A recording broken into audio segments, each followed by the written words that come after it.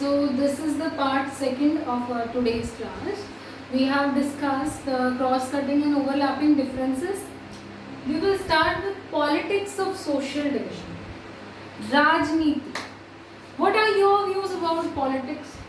Politics कितनी अच्छी है कितनी खराब है. हम यूजुअली सुनते हैं जब भी पॉलिटिक्स का नाम आता है अपने बड़ों से या अपने सीनियर्स से, पॉलिटिक्स बहुत खराब चीज़ है. Why politics is bad? Actually politics तो हमें ज़रूरी है देश चलाने के लिए. Then why are we considering it as so much as bad as this, कि हम उसे इतना खराब क्यों बोलते हैं? We need politics, right? अगर कोई सरकार नहीं होगी तो देश को कौन चलाएगा? We need our representatives, we need our leaders. So why is politics bad? Politics इसलिए खराब बताते हैं बेटा, क्या होता है कि पॉलिटिकल कंपटीशन बन गया है, और जब पॉलिटिक्स कंपटीशन बन जाती है तो लोग अपनी मोरालिटी पीछे छोड़ देते हैं और बस लड़ रहे होते हैं कंपटीशन. किसी भी तरह उन्हें जीतना है, चाहे झूठ बोल के जीते, चाहे चीटिंग करके जीते, किसी को मरवा के जीते, anyhow they just have to win. जो इलेक्शन में खड़ा हो गया उसको बस जीतने की पड़ गई.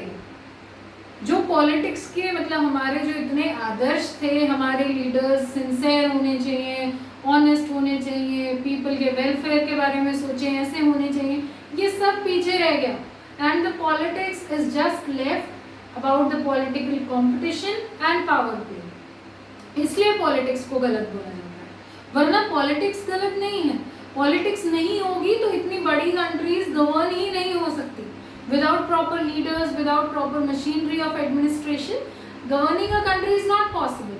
But why is politics considered bad? Because in the era of this political competition everyone is just fighting to win, leaving beside the morality and the values and the ideals that were mainly meant for our leaders. They have left it behind. They are not thinking about the development of the country.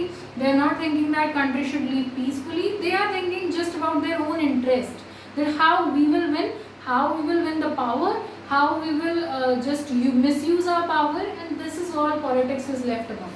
So people are nowadays hating politics, no doubt. Okay? Social division में politics कैसे हो सकती है? एक चीज़ और कहूँगी, अगर आप में से किसी को पॉलिटिक्स में बहुत इंटरेस्ट है ना, हो सकता है बहुत से बच्चों को होता है, इसमें कोई ये नहीं है, सब मजाक भी उड़ाते हैं, बोले अभी से नेता बनेगा क्या? नहीं, अभी नहीं बन जाओगे, but you can be. If you really want to do something good for your country, you can be a good politician. तो प्लीज़ एक लीडर वाली क्वालिटीज़ अपने अंदर लाइए. बी अ गुड ओरेटर, बोलना सीखिए लोगों के सामने. You can be a politician someday.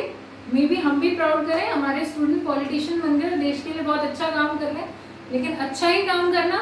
बुरा किया तो फिर हमें मुँह छुपाना पड़ेगा, अरे भाई हमारा स्टूडेंट था, क्या बन गया, क्या कर रहा है, भ्रष्टाचार कर रहा है ना.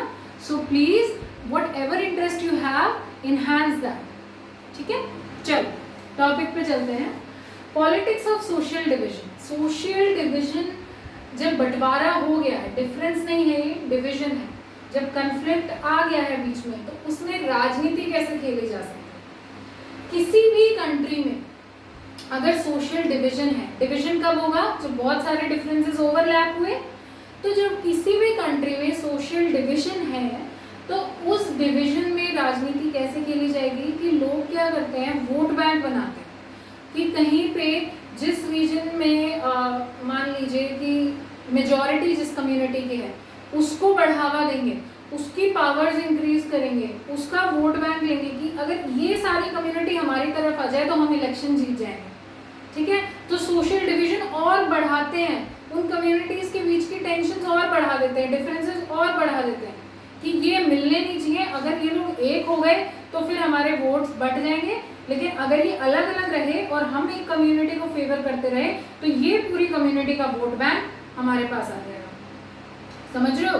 जैसे कि मान लो मैं ये सोचूं कि आप गर्ल्स एंड बॉयज़ के बीच में डिफरेंसेस क्रिएट करो कि गर्ल्स सारी मेरे साइड रही ना तो सही रहेगा, मेरी बात मानते रहेंगे ये लोग. लेकिन क्या होगा उससे? गर्ल्स और बॉयज़ के तो कॉन्फ्लिक्ट्स बढ़ रहे हैं.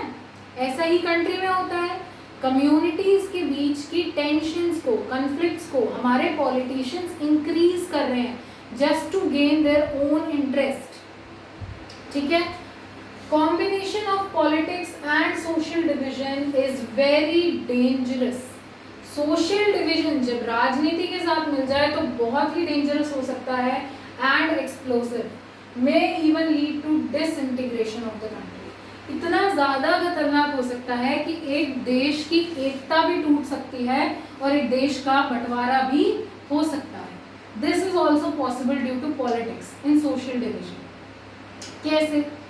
अपनी कंट्री का एग्जाम्पल लगा के चलते हैं। टू रिलीजन्स, मेनली हमारे पास रिलीजन तो बहुत सारे हैं, मेनली लगाइए हिंदूज एंड मुस्लिम्स, इनके दंगे करवा दिए जाए। हमारे बीच में डिविजन्स तो काफ़ी हैं, thank god to our politics कि ये लोग हमारे बीच में डिफरेंसेस लाते रहते हैं। यहाँ पे एक पॉइंट अपनी तरफ से बोलना चाहूँगी, बेटा कोई रिलीजन बड़ा नहीं होता, humanity is the biggest religion. Okay, please ये मत सोचो ये मुस्लिम है, ये सिख है, ये ईसाई है, वी ऑल आर ह्यूमंस। और जिस दिन हम सब लोग ये सोचने लग जाएंगे that we all are humans nothing else, हमारी कंट्री बहुत पीसफुली रहेगी। कंट्री क्या, पूरा वर्ल्ड पीसफुल हो जाएगा। सो इस सोच को हटा दो कि मुस्लिम्स हैं तो खराब हैं, हिंदू हैं तो अच्छे हैं, क्रिश्चियन है तो खराब हैं, सिख है तो अच्छे हैं। No one, it depends on you, it depends on your character, it depends on your personality whether you are good और bad. Any religion is not particularly good और बैड, ठीक है।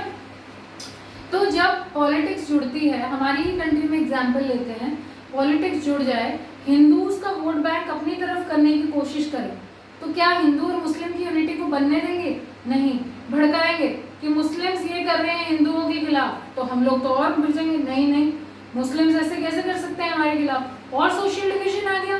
लेकिन पॉलिटिकल फायदा तो पॉलिटिशियंस को हो गया, उन्हें तो अब सारा हिंदू वोट बैंक मिल जाएगा, तो उन्हें कोई दिक्कत नहीं हुई डिविजन से, उन्हें तो फायदा हुआ। बट हमारी कंट्री की एकता, यूनिटी, इंटीग्रेशन वो टूट गई, ह्यूमैनिटी पीछे रह गई। तो पॉलिटिक्स सोशल डिवीजन में इतनी डेंजरस हो सकती है that it can even lead to disintegration of a country. ये स्टेटमेंट अगर मैं आपको दूं that social division in politics can not be really dangerous for a country, तो ट्रू है false? False. It can really be dangerous for the disintegration of a country, ठीक है। अब एग्जाम्पल देखते हैं हम नॉर्दर्न आयरलैंड, जो हमने अभी पढ़ा था ओवरलैपिंग एंड कटिंग डिफरेंसेस में। नीदरलैंड क्यों हटा दिया मैम हमने? वो तो पीसफुली रह रहे हैं, तो पीसफुली रह रहे हैं तो क्यों उनका जिक्र करें? जी लेने दो हमें। ये लोग पीसफुली नहीं रह रहे, लड़ रहे हैं, तो क्यों लड़ रहे हैं डिटेल में पढ़ते हैं। दो कम्युनिटीज थी, क्रिश्चियनिटी की हमने बात की थी, प्रोटेस्टेंट्स एंड कैथोलिक्स। प्रोटेस्टेंट्स है यहाँ पे 53%, कैथोलिक्स है 44%, ठीक है। प्रोटेस्टेंट्स के साथ जो पॉलिटिकल ग्रुप जुड़ा हुआ है वो है यूनियनिस्ट। वो चाहते हैं कि प्रोटेस्टेंट्स का जो एरिया है वो यूके के साथ ही जुड़ा रहे, क्योंकि यूके में ज्यादा क्या है? प्रोटेस्टेंट्स। प्रोटेस्टेंट्स क्रिश्चियनिटी का ही एक ग्रुप है, इनको लीड कर रहा है पॉलिटिकल ग्रुप यूनियनिस्ट। ये यूनियनिस्ट क्या चाहते हैं कि प्रोटेस्टेंट्स यूके के साथ ही मर्ज रहें, ठीक है, जिससे कि वहाँ पे प्रोटेस्टेंट्स की ही मेजॉरिटी रहे। दूसरा ग्रुप है कैथोलिक्स। कैथोलिक्स है 44%। ये रिप्रेजेंटेड है बाय नेशनल पार्टीज। ये नेशनलिस्ट से रिप्रेजेंट करते हैं, जैसे इनको यूनियनिस्ट रिप्रेजेंट कर रहे थे, इनको नेशनलिस्ट रिप्रेजेंट कर रहे हैं। ये दोनों डिफरेंट पॉलिटिकल ग्रुप्स हैं। नेशनलिस्ट रिप्रेजेंट कर रहे हैं और वो ये डिमांड कर रहे हैं कि नॉर्दर्न आयरलैंड को रिपब्लिक ऑफ आयरलैंड के साथ जोड़ दिया जाए। रिपब्लिक ऑफ आयरलैंड कंट्री भी कैथोलिक्स है, वहाँ पे भी मेजॉरिटी, तो इन कैथोलिक्स को भी उन्हीं के साथ जोड़ो। नॉर्दर्न आयरलैंड का तो बंटवारा हो रहा है, पॉलिटिकल्स का क्या जा रहा है? वो तो अपनी अपनी सोच रहे हैं। कैथोलिक्स को रिपब्लिक ऑफ आयरलैंड के साथ जाने दो, प्रोटेस्टेंट्स को यूके के साथ रहने दो, अपनी कम्युनिटी की सोच रहे हैं। But a country is getting disintegrated, तो ये है पॉलिटिकल इम्पैक्ट। इसकी वजह से वहाँ पे इतने मिलिट्री अटैक्स हुए, इतने सिविलियंस की लड़ाई हुई। ये जो नेशनलिस्ट्स हैं और यूके के यूनियनिस्ट हैं, इनके बीच में इतनी लड़ाइयाँ हुई that thousands of peoples were killed, thousands were tortured. तो इसका क्या फायदा हो रहा है? लोग मर रहे हैं, कंट्री डिसइंटीग्रेट हो रही है। Is there any profit?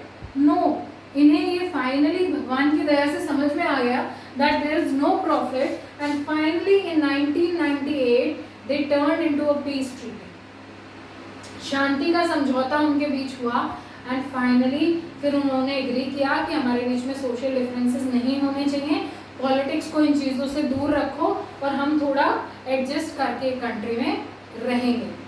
1998 में ये पीस ट्रीटी आई थी। एमसीक्यू में पूछ सकती हूँ बेटा, when did the peace treaty came between Protestants and Catholics in Northern Ireland? Peace treaty came in 1998. एक क्वेश्चन एमसीक्यू में पूछ सकती हूँ that which was the majority in Northern Ireland? Protestants. Protestants were represented by which political group? Unionist. Catholics were represented by which political group? Nationalist.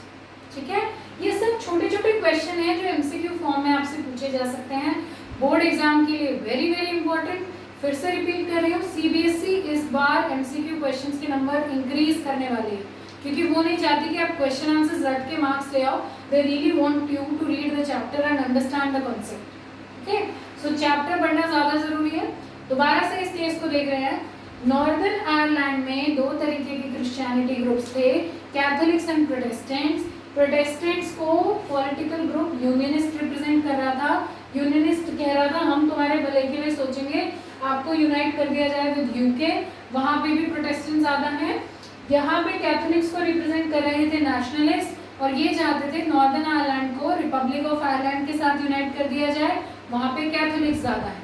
इनके बीच में इतनी लड़ाइयाँ, इतने सिविल वॉर्स, इतनी ज़्यादा मिलिटेंट एक्टिविटीज़ हुई that thousands of people were killed and no agreement was made. यहाँ पे कोई शांति नहीं मिल पाई, कोई पीसफुली नहीं रह पाया।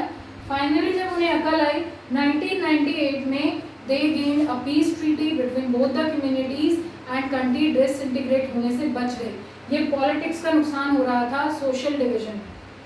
बट एक कंट्री आप बुक में पढ़ोगे, यूगोस्लेविया। यूगोस्लेविया डिसइंटीग्रेट होने से नहीं बच पाई। वो यूरोप कॉन्टिनेंट की एक कंट्री है।